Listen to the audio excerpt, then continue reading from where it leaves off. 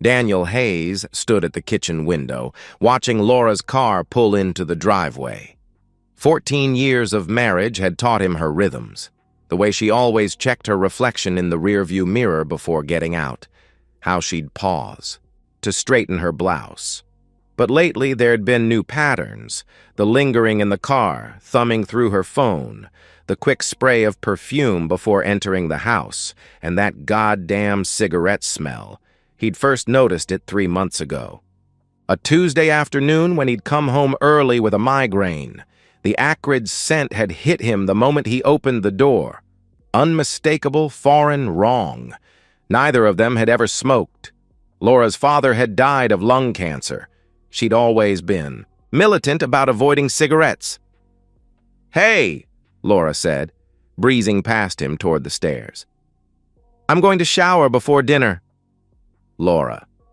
He kept his voice neutral. "Do you smell that?" She froze mid-step, her hand gripping the banister. "Smell? What?" she asked, tension creeping into her voice. "Cigarette smoke," he answered simply. The panic that flashed across her face lasted maybe half a second, but Daniel's engineer's mind cataloged it like a data point. "Oh, that," she replied quickly, forcing casualness into her tone. "Mrs. Henry was outside smoking when I got home. Wind must have blown it through the windows." Mrs. Henry lived 3 houses down and had quit smoking 5 years ago after her husband's heart attack. Daniel knew because he'd helped them install an air purifier system. But he nodded, filed the lie away, and said nothing. That night, lying beside Laura as she scrolled through her phone with the screen angled away from him, Daniel's mind worked through the evidence. The cigarette smell appeared twice a week now, Tuesdays and Fridays. Laura's book club had moved to Tuesday afternoons 3 months ago. Her Friday yoga classes had started around the same time. He'd built his life on predictability and trust. Met Laura at Jim's barbecue 15 years ago. Her laugh had carried across the yard, genuine and unguarded. Within a year, they were married. She'd quit her retail job to manage the house while he climbed the ladder at Midwest Manufacturing. They'd been trying for kids for 3 years before accepting it wouldn't happen. He thought they'd grieved that loss together, grown, stronger. Now watching her guard her phone like a teenager, Daniel felt the foundation shifting beneath him. The changes had been accumulating like rust on steel, invisible until suddenly the structure was compromised. New passwords on her devices, receipts from stores he didn't recognize, the way she'd started shaving her legs twice a week instead of once.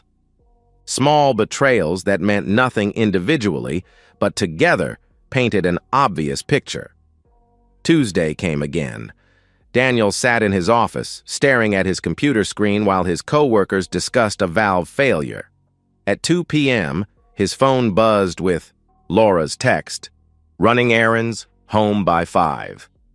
He excused himself, drove home, and parked 1 street over.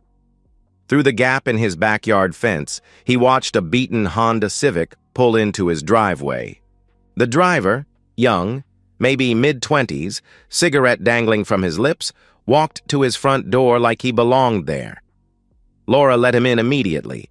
Daniel sat in his car for 20 minutes, his hands steady on the wheel, his mind already planning. He wouldn't confront them. Not yet. His engineering training demanded data, evidence, proof. Tomorrow he'd research private investigators, document everything, build an airtight case. He drove back to work, deleted his browser history, after researching the best PIs in Illinois, and began preparing for war. Marcus Reeves didn't look like a private investigator. No trench coat, no cigarettes, no world-weary cynicism. He looked like an accountant, wire-rimmed glasses, polo shirt, khakis. Which made sense, Daniel thought, since his job was essentially auditing marriages. They met at a diner in Rockford, 30 miles from Daniel's house. Marcus spread his tablet on the Formica table between coffee cups. "Infidelity cases are straightforward," Marcus said, his voice clinical. photography, timestamps, pattern documentation. Illinois is a no-fault divorce state, but evidence of adultery affects asset division and alimony. What you're buying is leverage. I want everything, Daniel replied without hesitation. Every meeting, every location, every detail, Marcus quoted. His rate, $2,000 for 2 weeks of surveillance. Daniel paid in cash. The first report came 3 days later. Tuesday, 1:47 p.m. Laura meets subject at Motel 6 off Route 47. Subject identified as Tyler Morrison, 24, unemployed. 2 misdemeanor convictions for possession. Daniel stared at the photographs. Laura entering room 23, Tyler's hand on her lower back. The familiar intimacy of it made his stomach turn, but he maintained his routine.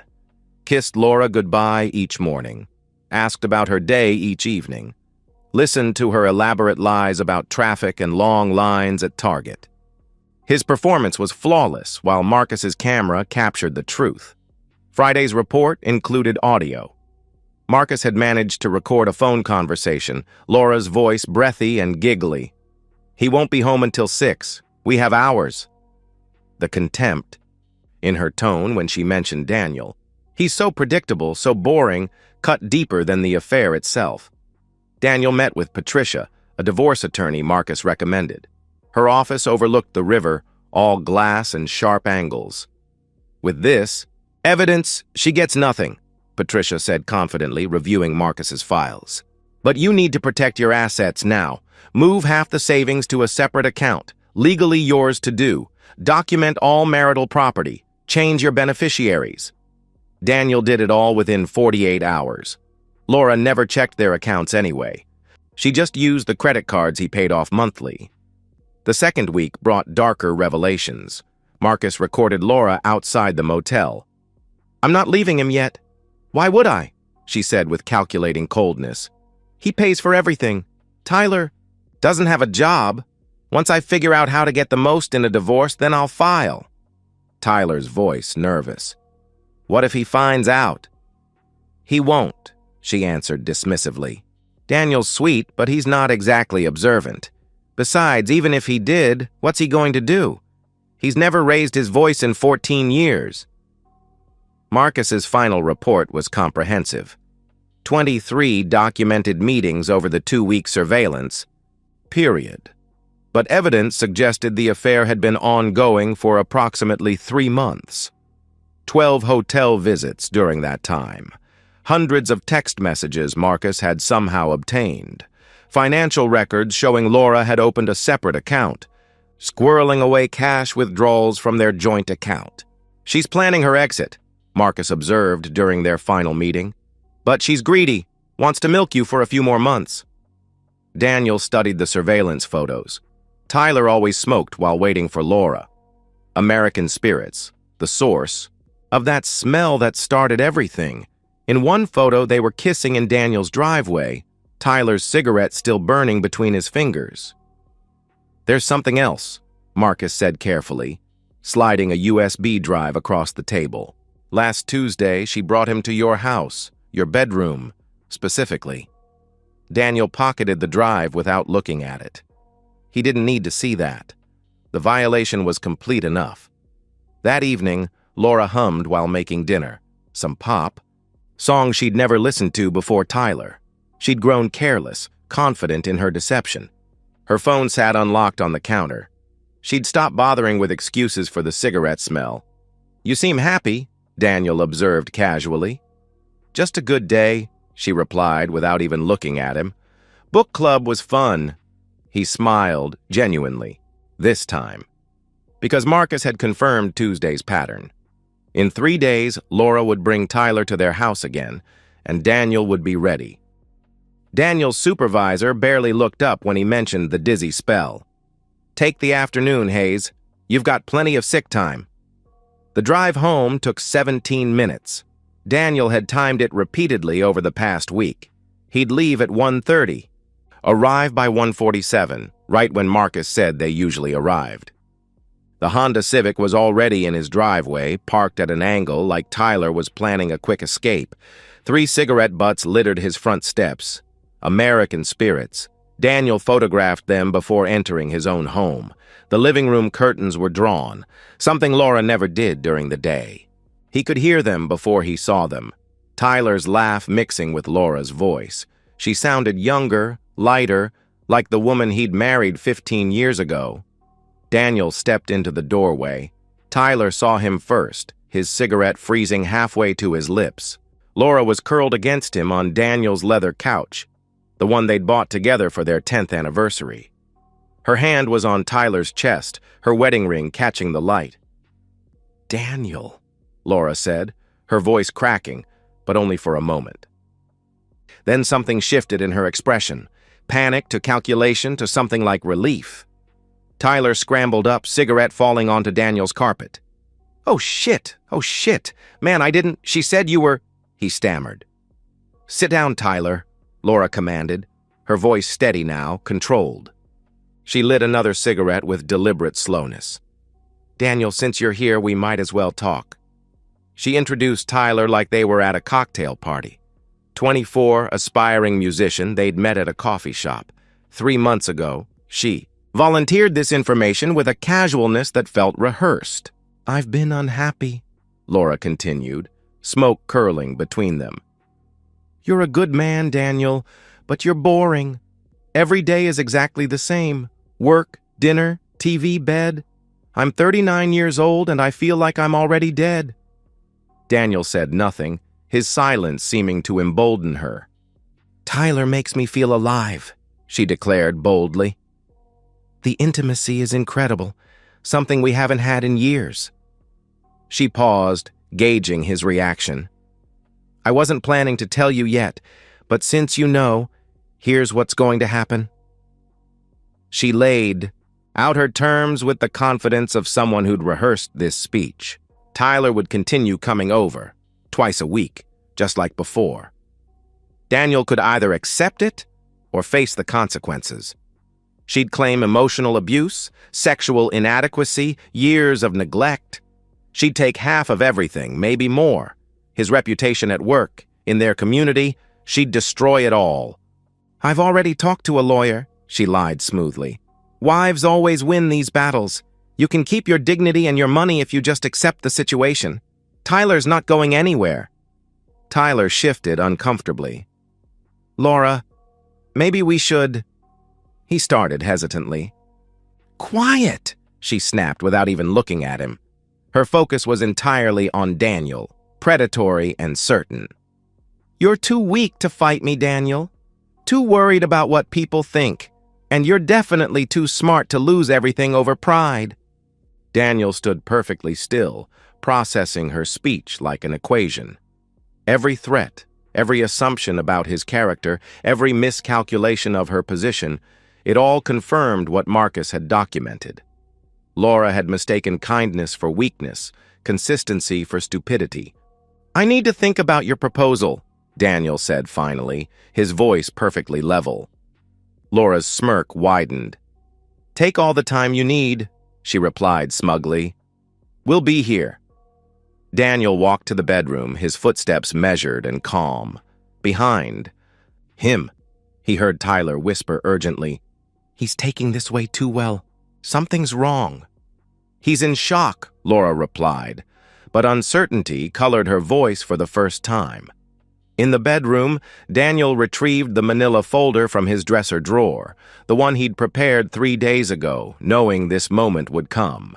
The weight of it felt satisfying in his hands. 2 weeks of Marcus's surveillance evidence, Patricia's business card clipped to the front. He paused at the mirror. The man looking back wasn't the boring husband Laura thought she'd married. This was someone who'd spent 2 weeks planning her complete destruction, someone who'd already won the war she didn't know they were fighting. Daniel smiled, the same smile he'd worn when he solved particularly complex problems at work. Then, he walked back to the living room, ready to show Laura exactly how badly she'd miscalculated everything. Daniel returned to the living room with the manila folder, his entire demeanor transformed. The shocked husband was gone, replaced by someone Laura had never met, calculating, prepared, dangerous. "I have a confession," Daniel announced, setting the folder on the coffee table. "I've known about your affair for 2 weeks." Laura's cigarette trembled slightly. "That's impossible," she protested. "You just found—" "3 months ago, you panicked when I mentioned smelling cigarette smoke," Daniel interrupted, his voice carrying the same tone he used when explaining engineering failures to junior staff. "Your lie about Mrs. Henry was particularly stupid. She quit smoking 5 years ago. I helped install her air purifier. That panic told me everything." He opened the folder, spreading photographs across the coffee table like playing cards. "The next day, I hired Marcus Reeves, private investigator, 20 years experience, very thorough." The first photo showed Laura entering the Motel 6. The second, her kissing Tyler in the parking lot. The third, fourth, fifth, a comprehensive timeline of betrayal, each image time-stamped and dated. Tyler's face went white. "You've been watching us?" he asked in horror. "For exactly 2 weeks," Daniel confirmed matter-of-factly. "Every meeting during that time documented. 23 encounters total. But Marcus found evidence the affair started 3 months ago. 12 hotel visits. Your criminal record, Tyler.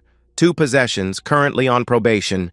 Your probation officer will be very interested in these photos of you smoking marijuana in your car." Laura grabbed the photos, her hands shaking now. Each image was perfectly clear, undeniable. Marcus had even captured them through the motel window, not explicit, but clear enough for court. "The audio recordings are particularly damning," Daniel continued, pulling out transcripts. "You discussing how you're using me for money, planning to milk me for a few more months, calling me boring and predictable while spending the money I earn." He quoted her words back verbatim. "He's sweet, but not exactly observant." What's he going to do? He's never raised his voice in 14 years. "Well, my personal favorite.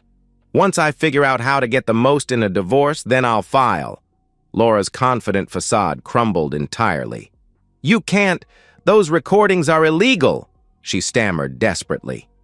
"Illinois is a 2-party consent state for recordings," Daniel agreed calmly. "Unless they're in public spaces, motel parking lots, coffee shops, your conversations on our front porch, all perfectly legal. Patricia made sure of that." At the mention of an attorney, Laura went pale. Daniel produced more documents, bank statements, asset lists, Patricia's business card. "I've already moved our savings," Daniel stated coldly. "Legally, I'm allowed to protect marital assets when adultery is documented. The house is in my name only. You never wanted the responsibility, remember? Your car, also my name. Your credit cards, canceled as of this morning." Tyler stood abruptly. "I need to go," he said, panic rising. "Sit down," Daniel commanded, his voice carrying an authority neither of them had heard before. "You're on my property, in my house, my wife. You'll leave when I say you can leave." The profanity, so unlike Daniel, made them both flinch. Daniel produced the final documents. Divorce papers, already filed. Adultery clearly documented. Your threats about claiming abuse? They're recorded too. Extortion, actually. Patricia says that could be criminal charges if you pursue false allegations. Laura's breathing became ragged. "Daniel, please," she begged, her composure completely gone. "We can work this out. I'll end it with Tyler. We can go to counseling." "Counseling?" Daniel laughed, sharp and bitter. "You brought him to our bed, Laura." "Our bed. Marcus has video of you entering our house with him last Tuesday. You violated everything while I was at work earning the money you were stealing." He turned to Tyler with ice-cold fury. "You have 5 minutes to leave. If you contact my wife again, these photos go to your probation officer. If you come near my property, they go to the police. Clear?" Tyler didn't need to be told twice. He grabbed his jacket and practically ran for the door, not even looking back at Laura. "Tyler!" Laura called after him desperately. but the door was already slamming. Alone now, Laura's desperation peaked. "You can't just throw me out," she snarled, her mask finally completely off. "I have rights. You have until 6 p.m. to pack what you can carry," Daniel replied with finality. "Anything you leave becomes property disposal. Your sister lives 40 minutes away. I suggest you call her."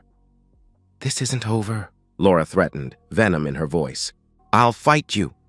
"With what money? What lawyer? What evidence?" Daniel asked, gathering the photos back into the folder. "You calculated every angle except the one that mattered.